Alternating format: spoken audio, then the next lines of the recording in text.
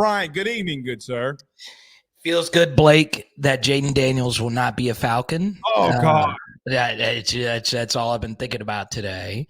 Actually, I was thinking about two things, Blake. I was thinking about Jaden Daniels not being a Falcon. Okay. And if people want to see the contract numbers, I tweeted all of them out earlier today.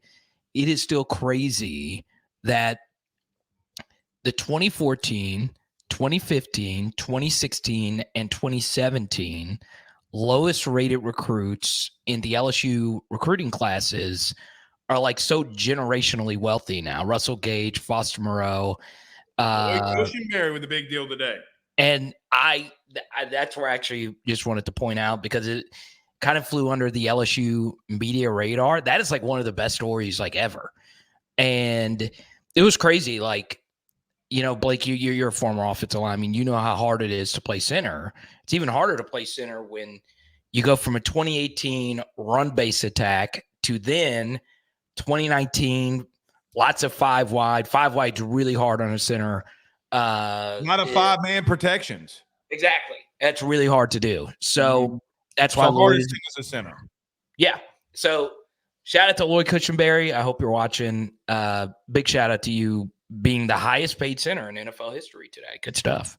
Yeah, that it just goes to continue to prove, you know, how good that 2019 LSU team was when you continue to be that successful. You know, it's funny, Carter. We worry about guys that LSU misses, but never talk about these stories because it doesn't fit a general negative era or negative. Like, this era is so negative, so it doesn't fit, you know, what you just mentioned. Of all of those, though, who is the biggest surprise? I think for me, it's Russell Gage. Yeah, easily. Long in the league. Yeah, that's to where Tom Brady actually recruited him to go to the Buccaneers. So, yeah, it's definitely the biggest surprise because the other three guys were like real bona fide multiple-year studs. And Russell Gage, his final year, had as many carries as he had receptions, basically. So, the fact that it's crazy. The Canada offense was wild. But yeah, definitely Russell Gage. And one more thing, I didn't include Duke Riley, who was the third lowest on three industry recruit from the year before. So it is just unreal. And now I'm getting excited. DJ Chester wearing that Lloyd Cushenberry number 79. Maybe he's next in line. We'll see. We will see, indeed. Carter, let me ask you this. Now, I want to get to the South Carolina and LSU thing with you, but I want to table that for a minute because I think we're going to spend a lot of time on that. So I just want to table that for just a moment. But spring football started this past week, and we were out there on Thursday. Got to see a lot of good things. I guess from your perspective, what have you seen so far from LSU football early in spring, and what are some things that are standing out to you? Yeah, the biggest thing I'm hearing is Jordan Gilbert looks the part. Now, once again, that just looks. I don't think any one of our viewers wants to hear about looks. They just want to see action, right? But that's really positive, right? Because a lot of these defensive back transfers don't have a lot of playing experience. Jordan Gilbert actually does. And he is coming off a shoulder injury and a lot to prove. And he is on a practice field that is literally a stone's throw away from where he played his game. So good to see him back home. And then obviously offensively, Blake, it is interesting that AJ Swann's getting the 2 reps over Ricky at this point. It's not really a shock, but I want to see Ricky battle. I want to see him say, look, I'm that guy. I should be the top backup. But really, it's just so early. There's not a whole lot you can just, take away. You've obviously had very limited access up to this point. But, yeah, it's spring football. It's something. Where's that Ricky thing coming from? Because when we were out there and everything I seen, he's been running with the 2s. Okay. Well, at least in the individual drills when they did like the bag work. Not the bag work when they ran the 2-minute drill versus air. But I do agree, like, it is interesting that in like but when we were out there, when they did some quick team stuff, he was number 2. So okay. I was. That's my fault. In the individual drill, so he was going second. In some of the individual bag work kind of stuff. I mean, we're kind of fighting over some. They're going to battle for that number 2 spot anyway. Yeah, we're fighting exactly. over semantics on that. So I do want to see Ricky win the job, though. Obviously, I'm going to be biased towards the Louisiana guy, but he does give you a little bit of an extra dynamic as a backup coming onto the field with some running ability. And sometimes, let's just say, God forbid, Garrett Nussmeier were to go down, Blake.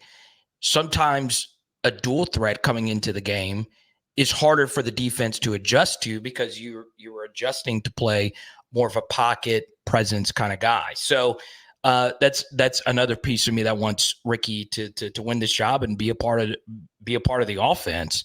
But obviously, Blake, like you said, we're still so early in our process here with the spring drills, and look forward to see what's next. I am. So there's a couple of things I'm worried about that I want to touch with you on. In reference to Swan, I think he's got an explosive arm, like what we've seen so far. Okay. In reference to now that he's healthy, okay, like he took a beating last year. I think he can make some really good throws. I don't think you bring him in to not be number 2, if that makes sense. Like if Garrett goes down, you go in the game. We'll see how that transpires. You talked about Jordan Gilbert. I agree with you there. Here's the problem to add on to that.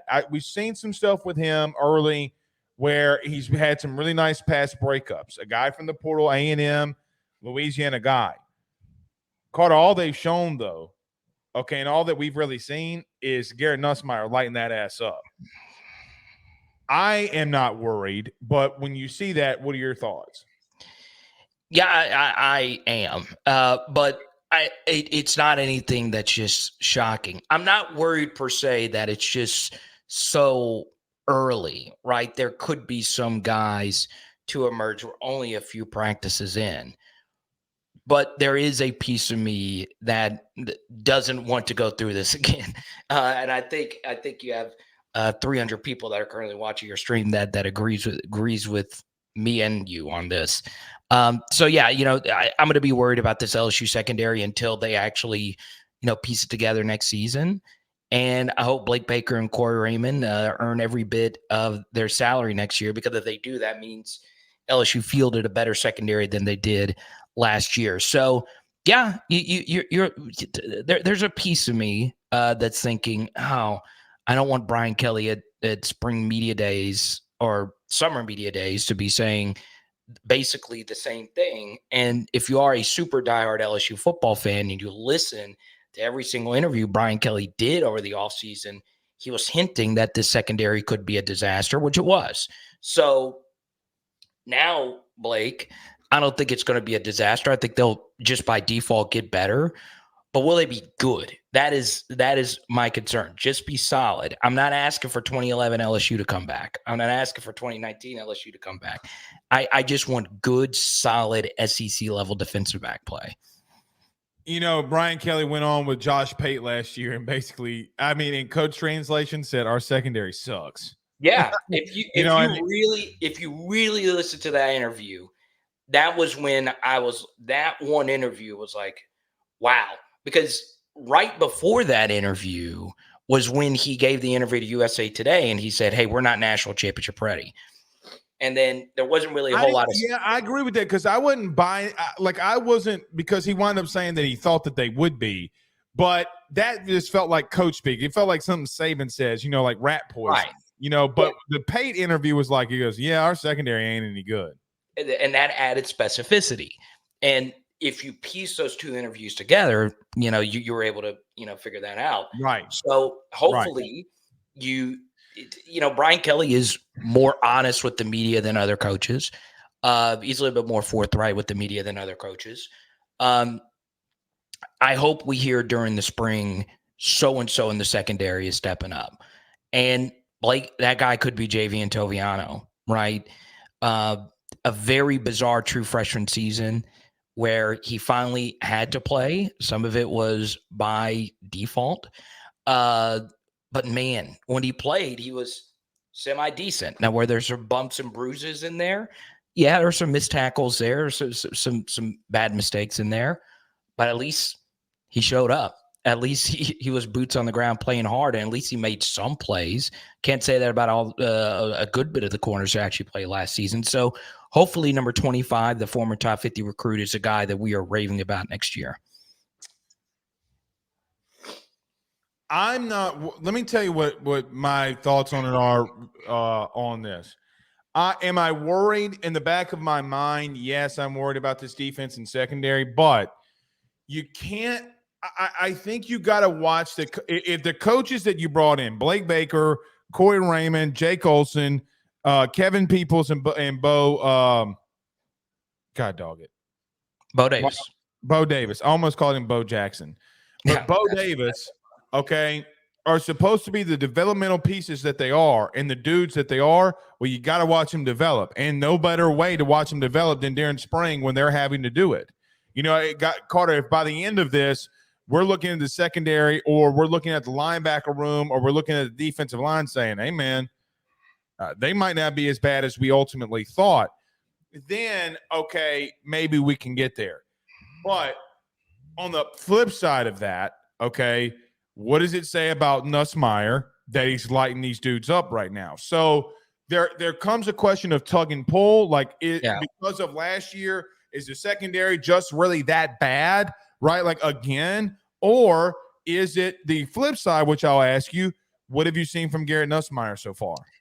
Yeah, obviously I'm very high on Garrett Nussmeier. Blake, I think I mentioned this last week. I'll mention it again.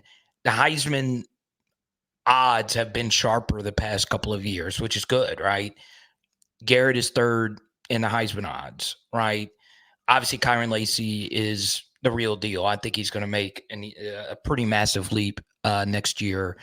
And Garrett's just that guy. I mean, he's just amazing. I mean, there's just no other way around it. I mean, we saw what he did versus Georgia a few years ago. I know that was in mop-up duty, but Georgia still had their guys out there, like they're better guys. And then, of course, we saw what he did in the bowl game, which is really impressive, 96-plus yard drive. And the guy just continues to light up the entire world at LSU practice. And that's not really a shock to anyone that goes to practice quite a bit, like you do, Blake, as a member of the media. But people that actually are there every day will tell you that Garrett Nussmeier is just an amazing practice player. He throws such a great ball. Mechanically, he is really well put together. And that makes sense with your dad being a high-level quarterback coach. But he's just a good leader. He's always been good in the locker room. And yeah, there some things to work on. Yeah, of course, you know, turnovers are always something with him. But man, he could be very, very special and in New York next season. And what would make him go into New York next season, Blake, just as impressive as Jaden going to New York next season is, you know, Jaden Hamalik and BTJ, right? I think Kyron's going to be really good. I don't think anyone is expecting Kyron to be on their level. So that would be crazy if Garrett Nussmeier is able to pull that off. So obviously very bullish on Garrett and really excited about him behind this good LSU offensive line, baby. Let's go. You worried about Ricky Collins and other players going to work out with Jay? Like, let me ask you, how do I want to ask this? Did you see the Danny Don report today in reference to Ricky Collins and a couple receivers going to California to work out with Jaden Daniels? No, I didn't. Honestly, I did not. Okay. Well, Ricky Collins was there. And this is the second time that we have a story out there that players are going to get in extra work during the weekend or week or whatever during the spring, and Garrett Nussmeier is not involved. That doesn't really worry me though, Blake. Okay. That's what I'm asking. Yeah, no, it doesn't. I'll tell you this. Ricky, I agree with you. I'm just trying to ask the question. I don't want to lead that people think that I think that that's a problem. Just no. I know there's this is why though. If you really look closely, Ricky is around Jaden a lot. Okay, like a lot.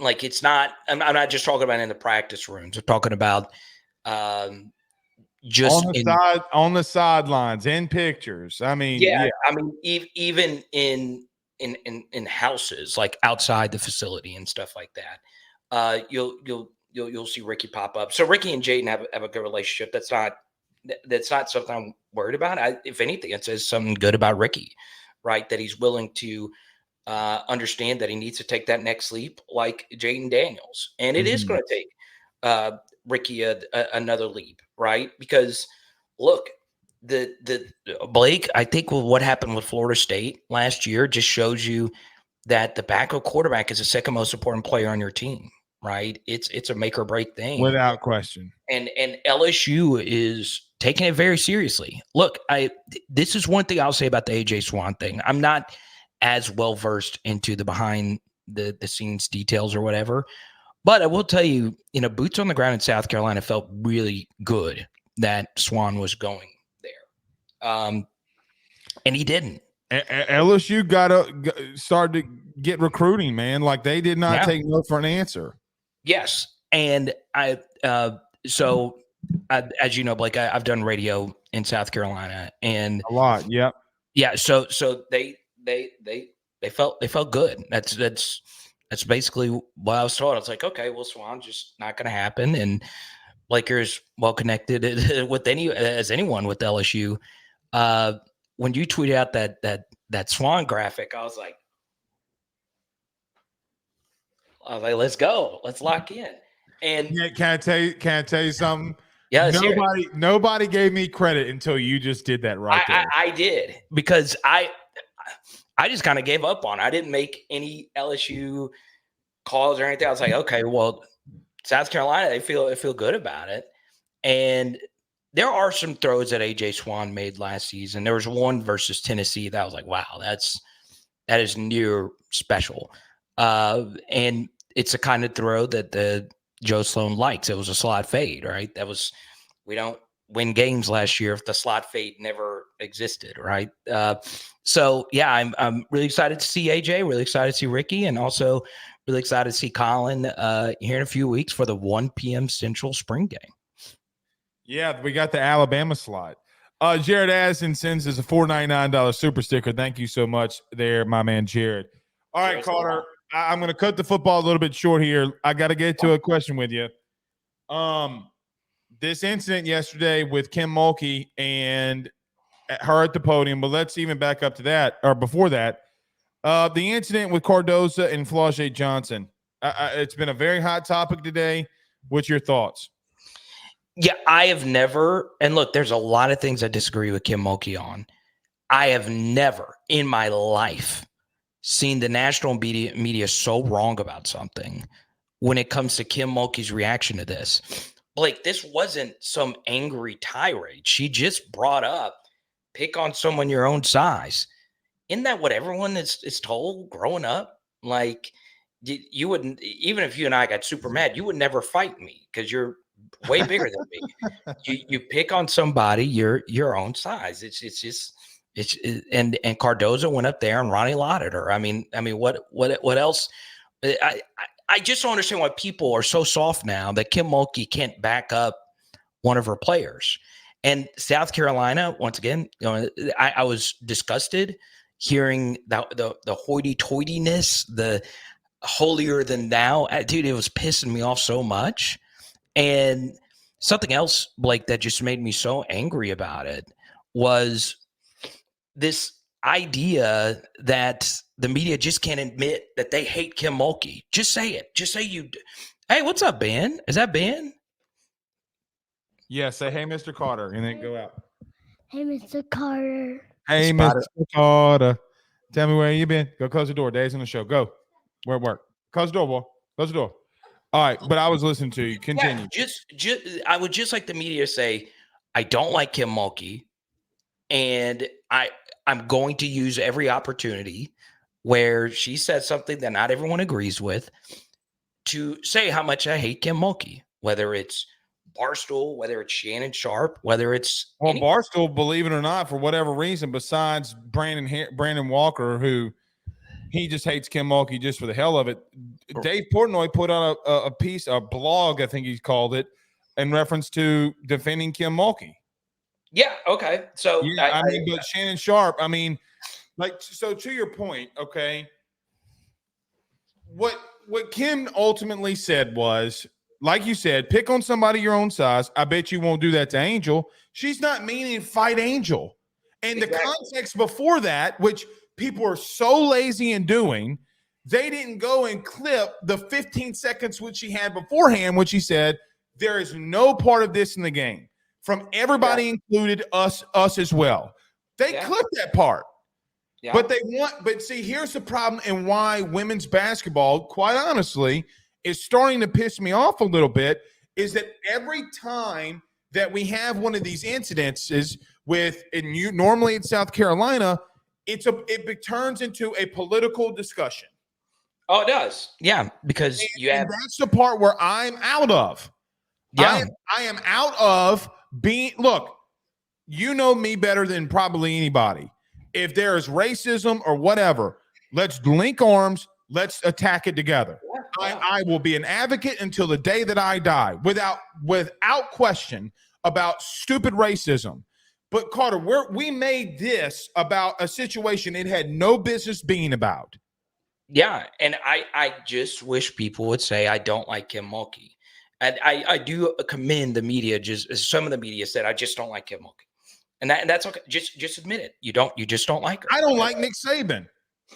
I understand where you're coming from. Yeah, and I because I just don't see what Kim did that was wrong. That like she basically just said, "Hey, this is not good. It was wrong. Flau'jae was wrong." But then again, it's at the same time, Blake, good for the sport for this reason. Okay, it is good for a non like A-list sport for two A-listers to go at it. Dawn Staley and Kim Mulkey are the two biggest coaches in the sport. They have both surpassed Gino in terms of cultural relevancy. And Pat Summitt is no longer with us, unfortunately. And Tara Vanderveer is a great coach. Tactically, she's probably the best to ever live. But but it's Kim Mulkey and Dawn Staley. And I like the fact that they don't see eye to eye on everything. It's good for the sport. You need those natural rivalries because Caitlin Clark, Angel Reese, and all of them, they'll eventually move on, right? And I like Dawn Staley. I really do. Like, she is one of the best coaches of all time. And this run that South Carolina is going on is a truly transcendent run that they're going on. But like I said this last time on my show, and I know we're running out of time here, I do think there is a piece of South Carolina that is jealous of LSU. And wouldn't you be? Yeah, but look, South Carolina has been a better program than LSU. That is an objective fact, but they're not culturally relevant like LSU is. And I do think there is a hint of jealousy when it comes to that. I agree with that. Yeah, I really do think so. And yesterday on my show, Jared was in there. There's a few others that were in there. I said this at length. South Carolina is a better program, but sometimes the best program is not the most culturally relevant, right? There's a lot of famous bands where solo artists have moved on. Sometimes it's not the best singer of the group that becomes the biggest star of the group, right? Right. LSU's not the best program, but it's LSU. South Carolina wishes they were LSU, and I think there's a piece of that. So, LSU changed women's college basketball last year. They did, and you can combine with Caitlin Clark, because Caitlin Clark was doing what she was doing. LSU's stardom brought it to the map. LSU's Twitter made it socially relevant to talk women's basketball. Yeah, and even Caitlin Clark has probably moved ahead of South Carolina in terms of cultural relevancy. So I think that's part of why South Carolina has been motivated, right? It doesn't stop what Cardozo did, though, which quite honestly, it was early in this discussion, Carter. It was the talking point. Like, everybody was debating on whose fault it was. But as soon as Dawn Staley, who, by the way, also blamed it on Flau'jae, by not saying, like, her saying, well, Flau'jae apologized, said it was her fault too. No, you're trying to dismiss blame on your own. You just did it in a different way. See, she did it in a different way. Her message is still the same. But can I tell you the funniest tweet I saw in all this? Yeah, I want to hear it. Yeah. Okay. It comes from our good friend Ryan McGee. Now, Ryan's a guy I've talked to a couple of times here, and I think we haven't gotten him on the show because he does his late night thing as well. So it's very difficult to get him on. We're going to have to get him on, maybe do a recorded spot with him. Yeah. But he said this: I very much appreciate, Kim Mulkey and all that she has accomplished in her chosen profession. But she is the cousin at the funeral who leans over during the eulogy and asks out loud, when the hell do we eat? Here's the tweet right here if you can see it better now. This has got to be the funniest thing I've ever read. Yeah, it's Oh God, that was so great. Good for Ryan McGee. Yeah. Are you getting tired of where this goes though? Because look, we've defended coaches before, meaning you defend Brian Kelly, be like people said, oh, he doesn't like to recruit, but he's not having these political discussions, Carter. You know what I mean? Like he's not involved in these things. Is there any part of you that kind of brings you away from the sport in some regards? Like, man, if I tweet about this, it's just going to be an outright war. Yeah, a little bit. But I do think, Blake, the biggest existential crisis to women's college basketball is the officiating. All right, let's talk about that. I want to ask you a question, but continue. I got a big question for you. So I will consider myself a semi-decent expert on this topic because I am not a referee, nor am I a high-level basketball player. However, Blake, I've called a lot of JUCO women's and men's college basketball games this year. Okay, so I see it at the Division I Power 5 level where I've watched more women's basketball than I've ever watched because of LSU's dominance. And in South Carolina, Caitlin Clark, it's just good stuff. It's really good television. And I've also watched a lot of JUCO stuff. And because of my nieces, I've watched a good bit of high school men's and women's college basketball. The women's basketball officiating at every single level is worse than the men's. Okay. Mm-hmm. That'll get misconstrued and taken a bunch of different ways. It's just how I see it. I'm not telling you that the men's officiating is great. It's not, but it's better. It is way better. And like Carter, you got a referee running away from the fight yesterday. And we got it on film. We got pictures of you. You became a meme. You know, like, I mean, what are we doing here? Yeah. And that's going to get shredded every different direction. And that's okay. I'm just calling you. I'm just telling you like it is. The women's game. A hot take? Can I give you a hot take? Greg Sankey is arguably the best commissioner that we've ever had. Arguably. Yeah. Okay. His biggest issue that he's ever had, and nobody talks about it because Greg Sankey walks on water, SEC officiating as a whole has degraded every year in his reign in every sport. Yeah. No, I would say it was probably, I mean, I'd have to go back to the Slive era, but I mean, I just mean under Sankey, this is his biggest bugaboo. This is his biggest issue that he hasn't addressed. Yeah. And look, some of that is Steve Shaw. Some of it is more than just him, but you're right. I will agree with you. And it's got to be officiated better. I understand that women's basketball is very different than men's basketball, from the athleticism to how the game is played.